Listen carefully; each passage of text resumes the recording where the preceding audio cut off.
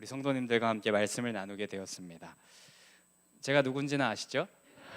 네. 네, 이 시간 저를 통하여서 하나님께서 우리 교회 공동체에 꼭 필요한 말씀을 저를 통해서 나누게 하실 줄 믿습니다. 우리 모두 사모하는 마음으로 말씀 앞으로 더 가까이 나아가기를 소망합니다. 네, 오늘 우리가 함께 읽은 본문은 스가랴서입니다. 스가랴서는 스가랴 선지자가 쓴 스가랴서 예언서인데 포로 귀환 이후 사역을 감당했던 사역자, 선지자입니다. 솔로몬 왕 이후 남과 북으로 나뉘어진 이 이스라엘이 결국에 아수르와 바벨론에 멸망하여서 포로 생활을 하게 되었었습니다. 그러나 놀랍게도 기원전 539년 세계 패권을 차지하고 있었던 페르시아의 초대왕 고레스 왕의 칙령으로 인하여서 이스라엘 백성들이 포로된 자리에서 다시 해방하라는, 귀환시키는 그런 명령을 이 대국의 왕이 하게 됩니다. 이것을 우리는 고레스 칙령이라고 하는데요, 이를 통해서 우리는 제국의 왕이라도 들어 쓰셔서 자신의 백성들을 절대 버리지 않으시고 다시 일으키시고 살리시는 분이 우리 하나님이시라는 것을 깨달을 수 있습니다. 결국에 포로된 자리에서 본국 이스라엘로 돌아가게 된 하나님의 백성들은 다른 어떤 것보다도 가장 먼저 성전을 건축하고 싶었습니다. 왜냐하면 제1성전이라 불리는 솔로몬 성전이 이제 바벨론 포로로 잡혀갈 때에 다 폐허가 되고 부셔진 상태였으며 이스라엘은 하나님을 예배하는 자라는 정체성을 가진 민족이었기 때문에 그들은 본국으로 돌아와서 가장 먼저 성전을 건축하길 원했습니다. 에스라서 3장에 그 이야기가 등장하는데요, 3장 8절 우리 함께 한번 읽어보도록 하겠습니다. 시작. 예루살렘에 있는 하나님의 성전에 이른 지 2년 둘째 달에 스알디엘의 아들 스룹바벨과 요사닥의 아들 예수아와 다른 형제 제사장들과 레위 사람들과 무릇 사로잡혔다가 예루살렘에 돌아온 자들이 공사를 시작하고 20세 이상의 레위 사람들을 세워 여호와의 성전 공사를 감독하게 하매. 아멘. 네, 그렇게 이스라엘 백성들은 공사를 시작하고 성전 공사가 잘 진행되고 있었습니다. 하지만 그렇게 잘 진행되는가 싶었지만 갑자기 성전 공사가 딱 중단되는 상황에 직면하고 맙니다. 사마리아 사람들이 반대하는 그런 이유, 그리고 또 유다와 예루살렘의 대적들, 다른 이방 대적들이 많았는데 그 대적들의 반대, 또 성전 건축을 할 때 자재와 또 비용이 필요했는데 그것들이 부족한 문제들, 복합적인 상황에 맞물리게 되었고 안타깝게도 16년 동안이나 이 성전 공사는 중단이 되고 맙니다. 하지만 하나님께서는 성전 건축을 원하셨습니다. 하나님은 예배를 통해 이스라엘 백성들과 소통, 만남을 간절히 바라고 계셨던 것입니다. 그래서 우리보다도 더 간절한 열심으로, 우리보다도 더 간절한 소망으로 하나님께서는 그 소망 열심을 가지시고 성전 건축을 촉구하시기 위하여서 스가랴 선지자 또 학개 선지자에게 그 말씀을 전하시는 내용, 그것이 바로 스가랴서, 학개서인 것입니다. 오늘 하나님께서 우리에게 이 스가랴서를 보게 하실 때 이 말씀을 통해 우리도 하나님께서 참 원하시는 일이 있었는데 그것을 멈추고 중단했었던 모습, 포기했었던 모습들이 있다면 다시 그 일을 감당하겠다는 그 결단을 올려드리는 시간 되기를 소망합니다. 또한 우리와의 소통, 만남을 원하시는 그 하나님의 마음을 잘 헤아리면서 합당한 경배, 합당한 예배 올려드리겠다는 고백, 이 시간에 우리 모두가 함께 드리기를 소망합니다. 네, 스가랴서에서 스가랴 선지자는 하나님께서 보여주신 8가지 환상을 통하여서 이스라엘 백성들에게 성전 건축을 촉구하고 있습니다. 그 중에 우리가 오늘 본 스가랴서 4장의 말씀은 5번째 환상에 해당하는 말씀입니다. 5번째 환상은 당시 이스라엘 정치 지도자였던 스룹바벨을 격려하면서 성전 건축을 하라는 그런 하나님의 격려의 메시지입니다. 순금 등잔대가 있고 그 곁에 두 감람나무가 있는 환상을 보여주셨는데요, 여기서 두 감람나무를 통해서 순금 등잔대, 불을 밝히는 등잔대에 필요한 기름을 계속 공급하여서 그 등잔대가 밝게 타오르는 모습을 환상으로 스가랴 선지자에게 보여주셨습니다. 여기서 순금 등잔대는 성전, 교회를 의미합니다.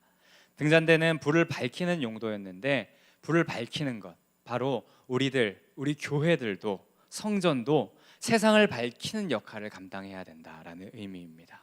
또 두 감람나무는 등잔대에 기름을 계속 공급해주는, 감람나무의 열매, 올리브 열매로 기름을 계속 공급해주는 용도인데, 이는 이렇게 해석이 됩니다. 등잔대가 계속 환하게 빛나려면 혼자의 힘으로 되지 않지만, 혼자의 힘으로는 불가능하지만 어딘가에서 기름이 계속 공급된다면 그 등잔대는, 교회는 환하게 빛날 수 있습니다. 이는 곧 성전, 교회의 일은 지속적인 어딘가에서의 공급이 필요한데, 바로 이는 사람의 힘으로도 아니요 능으로도 아니요 오직 성령의 충만한 기름 부으심이 있을 때만 가능하다는 것입니다. 또한 이 두 감람나무는 정치 지도자 스룹바벨, 종교 지도자 여호수아를 가리켰는데, 하나님의 영에 감동된 성령의 충만함을 받은 이 두 사람을 통하여서 결국에 성전은 완공될 것이다 라는 그런 메시지 또한 하나님께서 해주신 것이었습니다. 정리하자면 사람의 힘을 의지하지 않고 하나님의 영에 감동된 성령의 능력을 의지하는 자들을 통해 성전은 완공될 것이며, 성령의 능력으로 교회는 꺼지지 않는 세상의 빛이 될 것이다 말씀하시는 것입니다. 우리 교회도 지금 성전을 공사하고 있습니다. 성전 공사는 사람의 힘으로 될까요? 능으로 될까요? 돈으로, 지식, 능력, 우리의 힘으로 되지 않음을 기억하시기 바랍니다. 하나님의 뜻을 구하고 기도하면서 하나님의 영에 충만하기를 소망하며 나아갈 때, 그때야 비로소 성전 공사는 가능한 줄 믿습니다. 그렇게 나아갈 때 우리 교회 성전 건축도 아름답게 완공될 것이고, 또 우리 교회가 이 지역의 빛과 소금의 역할, 지역과 행복한 동행을 하는 교회로 거듭나게 될 줄 믿습니다. 아멘. 네, 그 이후에 7절에 계속하여서 하나님께서는 이렇게 말씀하시는데요, 이 부분도 함께 한 목소리로 읽어보도록 하겠습니다. 시작. 큰 산아 내가 무엇이냐, 내가 스룹바벨 앞에서 평지가 되리라. 그가 머릿돌을 내놓을 때에 무리가 외치기를 은총이 그에게 있을지어다 하리라 하셨고. 아멘. 여기서 말하는 큰 산은 무엇을 의미합니까? 우리가 눈에 보는 지역 근처에 있는 큰 산들을 의미하나요? 그 눈에 보이는 높은 산, 큰 산을 말한다기보다는요, 지금 성전 건축을 방해하고 있는 모든 상황과 현상, 문제, 어려움, 방해거리를 상징적으로 표현한 것이 바로 큰 산입니다. 하지만 본문에서 이 큰 산과 같은 문제, 어려움, 풀리지 않는 이 상황들을 하나님께서는 스룹바벨 앞에서 무엇이 되게 하신다고 말씀하셨습니까? 평지가 될 것이다 말씀하십니다. 아멘이십니까? 아멘. 지금 하나님은 스룹바벨에게 말씀하시기를 성전 건축이 중단되었고, 또 지금 이 상황이 너의 앞에 참 큰 산 같고 절대 넘을 수 없는 것 같고 불가능한 것 같지만, 그 상황 앞에서 낙심하지 말고 두려워하지 말고 도전한다면 내가 이루겠다 말씀하시는 겁니다. 절대 넘을 수 없는 큰 산이 앞에 있는 것 같고 정복할 수 없는 산이 있으며, 이미 그 산을 넘는 것에 실패하여서 16년간이나 이제 그 시간이 지나서 더 이상 어찌할 수 없습니다 하는 그런 상황 가운데 있는 것 같지만, 믿음으로 그 상황 가운데라도 도전한다면 하나님께서는 그 일을 이루시겠다 말씀하시는 거죠. 말씀을 신뢰하며 하나님의 일을 시작한다면, 시작만 한다면 너희를 통하여 내가 일하겠다 말씀하시는 겁니다. 이 말씀은 오늘을 살아가는 우리들에게도 동일하게 적용되는 줄 믿습니다. 여러분 앞에 큰 산은 무엇이 있습니까? 우리 앞에 큰 산은 무엇입니까? 가정의 문제이십니까? 자녀의 문제, 또 재정, 질병, 직장과 사업장의 문제, 그것이 우리 앞에 큰 산처럼 떡하니 버티고 있는 것 같으십니까? 또 우리 교회 앞에도 성전을 공사하는 데 있어서 여러 문제가 질비합니다.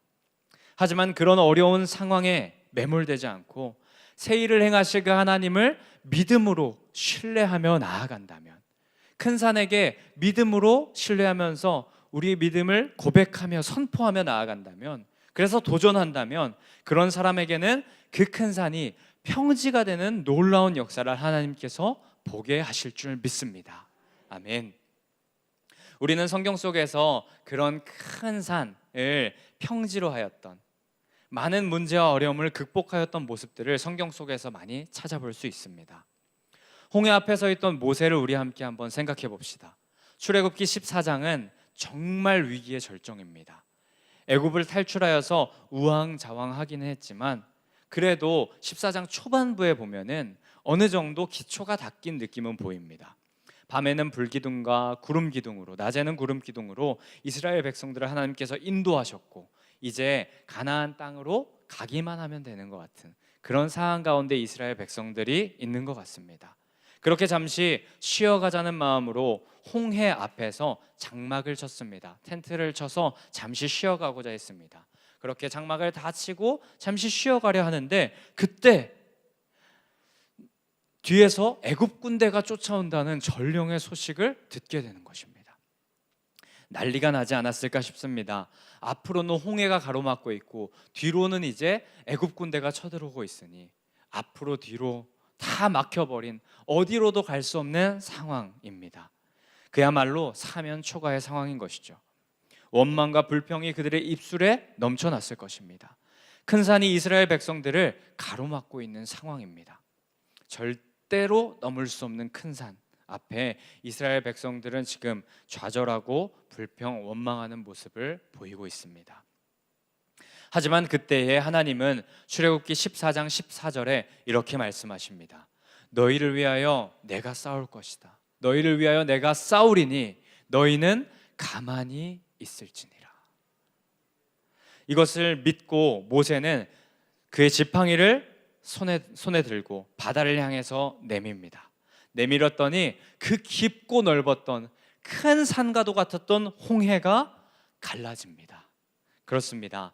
큰 산 앞에 안절부절하며 두려워하는 이스라엘 백성들이었지만 하나님의 말씀을 신뢰하며 다시 그 말씀을 믿음으로 나아갔더니 그 큰 산이 평지가 되는 역사를 그들 두 눈 똑똑히 보게 된 것입니다. 사람의 힘으로는 불가능해 보였습니다. 사면초가의 상황이었습니다. 하지만 만군의 여호와 전능하신 하나님을 의지하여 믿음으로 나아갔더니 그 큰 산이 평지가 되는, 홍해가 갈라지는 역사를 바라보게 된 것입니다. 골리앗 앞에 선 작은 소년 다윗도 우리 함께 생각해 봤으면 좋겠습니다. 사람의 눈으로 볼 때는 그 싸움, 골리앗과의 싸움, 말도 안 되는 싸움이었습니다. 소년 다윗은 블레셋의 강한 용사 골리앗을 절대로 이길 수 없었습니다. 그야말로 큰 산이고 정말 큰 문제이고 불가능한 현실입니다. 그러나 그때 다윗은 이렇게 고백합니다. 너는 칼과 단창으로 내게 나아오거니와 나는 만군의 여호와의 이름, 곧 내가 모욕하는 이스라엘 군대 하나님의 이름으로 내게 나아가노라 선포하고 초라해 보이는 그 작디 작은 물맷돌을 들고 나아가 그것을 던집니다. 그 물맷돌 골리앗에게 던질 때 사람들의 눈에는 이렇게 보였을 것입니다. 계란으로 바위를 친다. 또 큰 산 앞에 가당치도 않는 일이다 라고 그렇게 생각하고 그 행동을 그들 마음에 그렇게 생각했을 것입니다. 하지만 결과는 어땠습니까? 그 큰 산, 강력한 블레셋 장수 골리앗은 만군의 여호와 하나님과 함께한 그 다윗의 물맷돌에 맞고 쓰러지게 됩니다. 하나님을 믿고 신뢰함으로 적군을 향해 달려간 다윗, 그 다윗도 결국에 큰 산이 평지가 되는 놀라운 역사를 두 눈으로 똑똑히 마주하게 된 것입니다.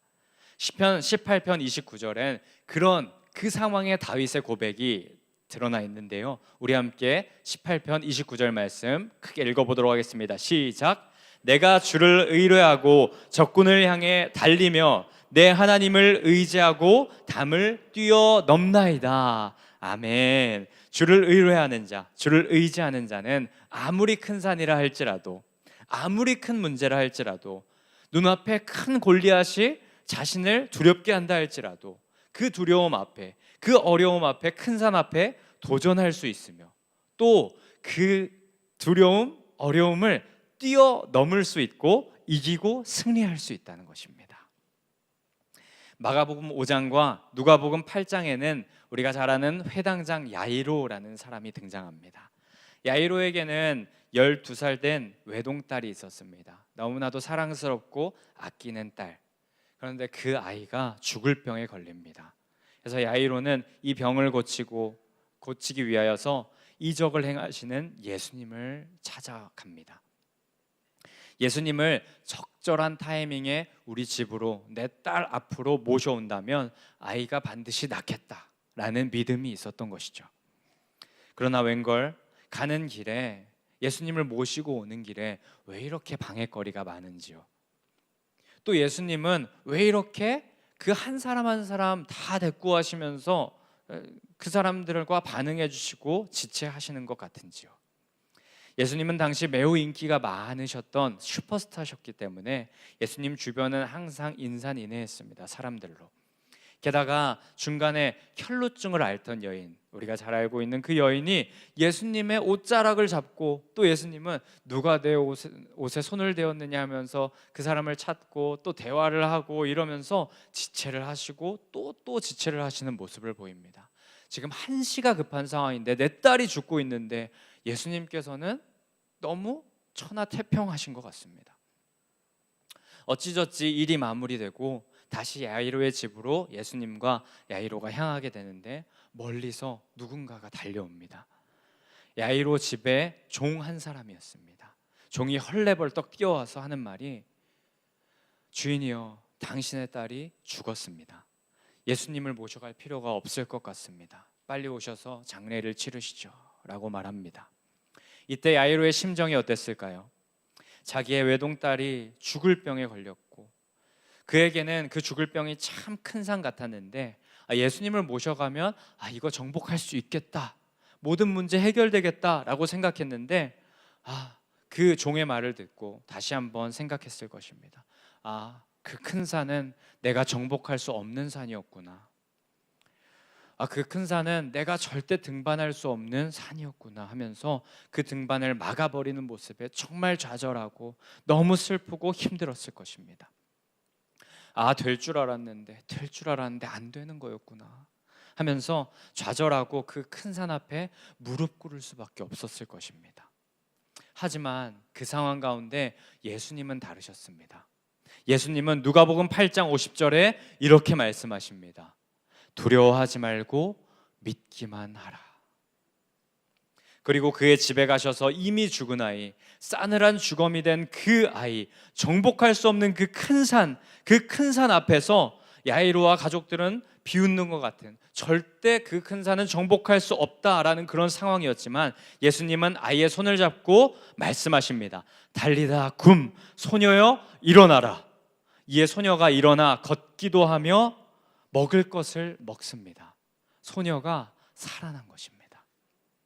그렇습니다. 예수님의 말씀대로 믿기만 하면 됩니다.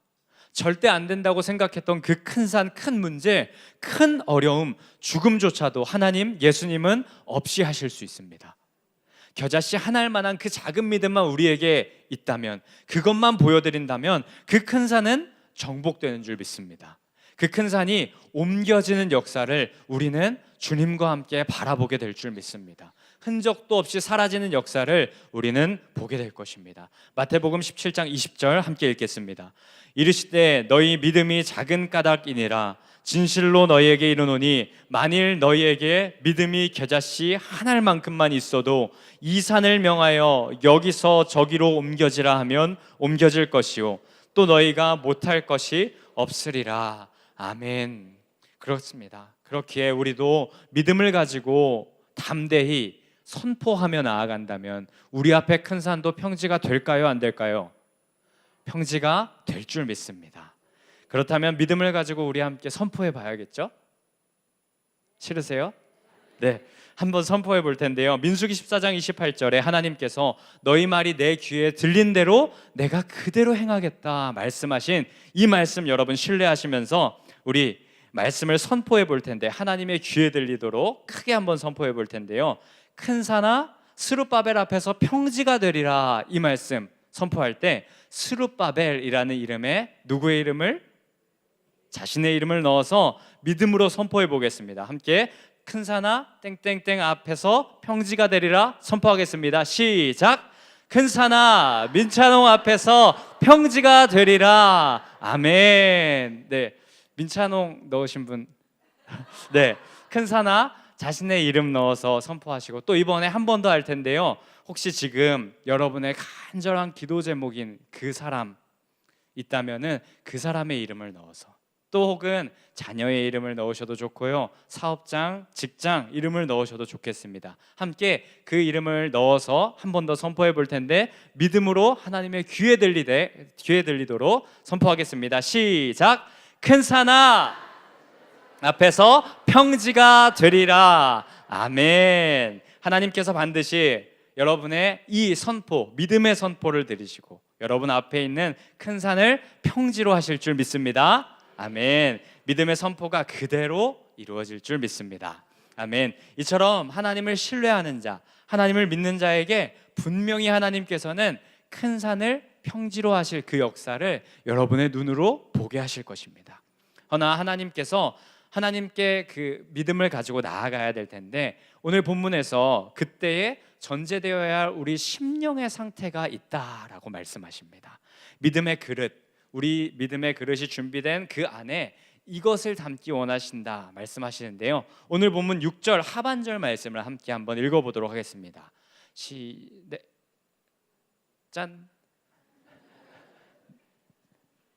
시작. 만군의 여호와께서 말씀하시되 이는 힘으로 되지 아니하며 능력으로 되지 아니하고 오직 나의 영으로 되느니라. 아멘.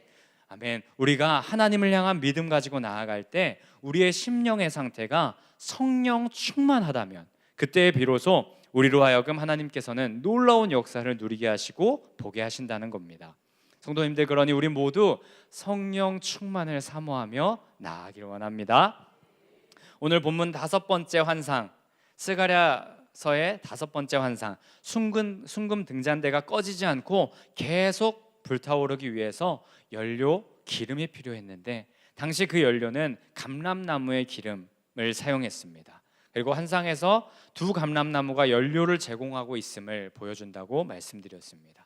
이때 또 2 감람나무는 스룹바벨과 여호수아를 상징한다고 했는데, 그 스룹바벨과 여호수아가 끝까지 믿음으로 승리하기 위해 계속하여서 하나님의 일 감당하기 위하여서는 자신의 힘으로도 안 되고 능으로도 안 되고 돈으로도 지식으로도 옆에 사람으로도 안 되고 오직 여호와의 영, 성령이 충만할 때만 그 일이 가능할 것이다 말씀하시는 게 오늘 본문인 것입니다.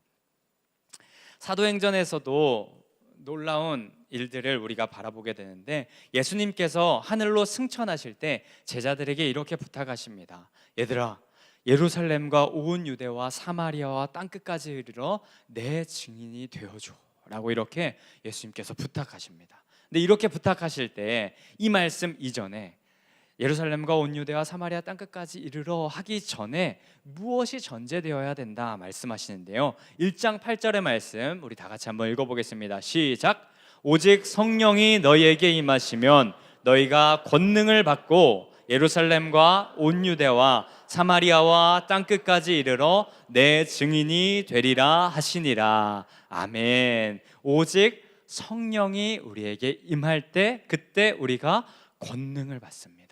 예수님의 증인이 되기 위해서 먼저 선행되어야 되는 것, 그것은 바로 우리가 성령이 충만히 임할 때 그때 비로소 우리는 그것을 감당할 권능, 힘이 우리에게 주어지는 것입니다. 그래서 사도행전의 역사는 성령의 역사라고도 말합니다. 사도행전 2장에 오순절 성령 강림, 제자들이 성령에 충만했을 때 그때 시작하여서 제자들에게 성령이 임하여서 그때부터 성령 충만을 받아 교회를 세우고 또 예수 그리스도의 놀라운 치유와 기적의 역사를 나타내고 큰 산을 평지로 만드는 역사가 성령 충만함을 받은 이후에 다 나타나지 않습니까? 성령 충만, 이것이 바로 하나님께서 일하시는 방법이고 통로인 줄 믿습니다. 성령의 충만을 구하며 하나님의 영을 사모할 때, 그때서야 비로소 하나님의 역사를 우리가 보게 될 것입니다. 우리의 힘으로 하려 하지 마십시오. 능으로 하지 말고, 지식으로, 힘으로, 돈으로 하려 하지 말고 성령의 충만을 구하며 나아갈 때, 성령님과 함께할 때, 그때 큰 산이 평지가 되는 놀라운 역사 우리가 함께 바라보게 될 것입니다. 새 일을 행하시는 그 하나님의 능력 우리가 보게 될 줄 믿습니다. 네, 우리 하나만 더 주의 깊게 보고 싶은 부분이 있습니다. 7절 말씀에 보면 큰 산아 스룹바벨 앞에서 평지가 되리라 이렇게 말씀하시는 부분이 있는데요, 이 말씀을 원어 그대로 직역해 보면 이렇게 표현된다고 합니다. 큰 산아 스룹바벨 앞에서 평지가 되었다. 네, 이렇게 번역되는데요, 조금 이상하지 않습니까? 분명히 큰 산이 평지가 되는 일은 결국에 지금 현재보다 이후의 일일 텐데, 미래에 시간이 좀 지나면 결국에 문제가 해결된다라는 것이 이 말의 의미일 텐데, 원어적으로 보게 되면 이미 현재에 완료된 일처럼 말하고 있는 것이죠. 하나님은 구약에서 이런 표현을 자주 하십니다. 이를 신학적으로 예언자적 완료 시제라고 이렇게 말하는데요, 하나님께 믿음으로 나아가는 그 순간부터 이미 하나님께서는 그 문제를 이미 다 해결해 놓으셨다라는 의미입니다. 분명 시간적으로는 미래에 이루어질 일이지만 이미 되었다고 믿음으로 나아간다면 하나님께서 그 일을 지금 그대로 이루신다는 뜻입니다. 분명히 아직 이루어지지 않은 현실입니다. 하지만 하나님께서 반드시 이루실 것입니다. 아니, 이미 다 이루어 놓으셨습니다. 우리에게 필요한 것은 그저 지금 하나님께 드리는 믿음이고요, 성령 충만한 영적인 상태입니다. 이루실 것을 확신하며 예언자적 완료 시제로 선포하며 살아간다면 하나님께서는 이미 이루신 역사를 여러분으로 하여금 누리게 하실 줄 믿습니다. 그래서 죄송하지만 한 번 더 선포해 보려 합니다. 이번에 아까 자신의 이름을 넣어서 하셨던 큰 산아 스룹바벨 앞에서 평지가 되리라 라는 말씀을 예언자적 완료 시제를 활용하여서 한번 선포해 봤으면 좋겠습니다. 큰 산아 누구누구 앞에서 평지가 되었다. 네, 한번 해볼까요? 시작. 큰 산아 민찬홍 앞에서 평지가 되었다. 아멘. 이미 큰 산을 평지로 하실 그분이 반드시 여러분의 인생 가운데 새 일을 행하실 줄 믿습니다. 아멘. 저희 이야기를 짧게 하면서 좀 말씀을 마무리하고자 합니다. 제가 20대 초반 대학 시절에 겨울방학, 친한 형님들과 함께 한라산에 오르기 위하여서 제주도로 가는 비행기에 몸을 실었습니다. 한라산 백록담에 올라서 이제 인증샷도 좀 찍어보고 SNS에 올리고 새로운 한 해를 힘차게 시작해보자는 다짐을 가지고 등반을 하고자 했던 것입니다. 네, 결론부터 말씀드리자면 저는 그날 한라산 등반에 실패했습니다. 왜냐하면 겨울 한라산이 그렇게 눈이 많이 오는지 몰랐습니다. 그래서 저는 등산화를 챙겼는데 아이제는 챙기지 않았습니다. 그리고 함께 갔던 형들이 더 가관인데 운동화를 신고 갔습니다. 네. 그래서 등반이 너무 힘들고 어려웠습니다. 또한 한라산 정상까지 가기 위해서 중간 지점을 오후 몇 시 정도에 넘어가야지 그 정상 백록담까지 갈 수 있었는데 그 시간조차 제대로 알아보지 않고 그 시간을 넘은 시간에 가버려서 도전조차 할 수가 없었습니다. 결국 중간쯤에 어떤 이름 모를 봉우리에서 사진을 찍고 내려오고 SNS에 전혀 올리지 않은 그런 웃지 못할 사건이 있었습니다. 그날 숙소로 돌아오면서 저희들은 저 멀리 한라산을 바라보며 다짐했습니다. 내가 오늘은 그냥 가지만 다음번에 내가 너를 꼭 정복하겠다. 정상에 내가 올라주겠다. 이 다짐을 하면서 저희는 씁쓸하게 다음을 기약했습니다. 그리고 다음해 여름 저희는 동일한 멤버로 다시 한라산에 오르기 위하여서 제주도로 가는 비행기에 몸을 실었습니다. 이번엔 이전과 달랐습니다. 계절도 눈이 많이 오지 않는 여름으로 선택하여서 오르기를 결정했고 등산화도 잘 챙겼습니다. 또 중간에 먹을 것도 비상식량 간식도 잘 챙겼습니다.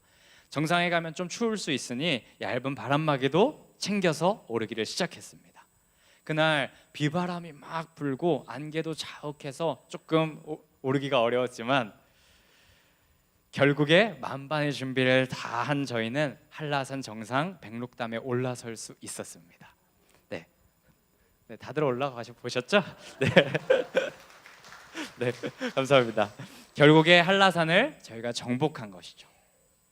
저는 큰 한라산 앞에서 한번 실패의 쓴잔을 마셨습니다. 하지만 두 번째 때에는 그러지 않았습니다. 왜냐하면 그 한라산은 그대로 있었지만 저는 그대로 있지 않았기 때문입니다. 그대로 있지 않고 저는 치밀하게 준비했고 계획했고 잘하고 성장했기 때문입니다. 에베레스트 산을 처음 정복했던 에드먼드 힐러리 경이라는 사람은요, 첫 번째 에베레스트 산 그도 등반할 때 실패했었다고 합니다. 하지만 그때 에베레스트 산을 뒤로 하면서 선포하기를, 에베레스트 산아 기다려라. 산 너는 더 이상 자라나지 못하겠지만 나는 자라날 것이다. 내 경험은 쌓일 것이고 내 힘과 기술, 장비는 더욱더 좋아지고 강해질 것이다. 그래서 내가 결국에 다음에 다시 왔을 때 너를 정복하겠다.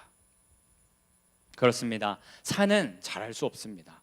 아무리 큰 산이라 할지라도 산은 그 자리에 정체되어 있습니다. 하지만 우리들은, 여러분은 자랄 수 있습니다. 16년간 큰 산 앞에 좌절했던 스룹바벨은 믿음으로 선포하며 하나님의 영에 충만하여져서 성장하고 자라갔더니 결국에 단 4년 만에 다시 성전 공사를 시작하였고 완공하였습니다. 하나님과 함께하면 우리들도 자랄 수 있는 줄 믿습니다. 성령에 충만할 때 우린 새로운 일을 행할 수 있는 줄 믿습니다. 큰 산, 큰 문제, 큰 어려움, 그것은 그대로이지만 우리와 함께 하시는, 우리의 등 뒤에서 우리를 도우실 그분은 새 일을 행하실 분, 광야의 길을 내고 사막의 강을 내는 분, 우리를 자라고 성장하게 하실 분이기 때문입니다. 성도님들, 그렇기 때문에 여러분 앞에 큰 산, 큰 어려움이 있다고 좌절하지 마십시오. 두려워하지 마시고 낭망하지 마십시오. 믿음으로 선포하시고 성령의 충만함을 사모하며 나아가십시오. 그리고 결국에 하나님께서 일하시는 역사를 여러분의 두 눈으로 목격하십시오. 그렇게 행하시는 여기 모인 모든 샘골의 성도님들 되시기를 주님의 이름으로 간절히 축원합니다. 아멘. 우리 시간 다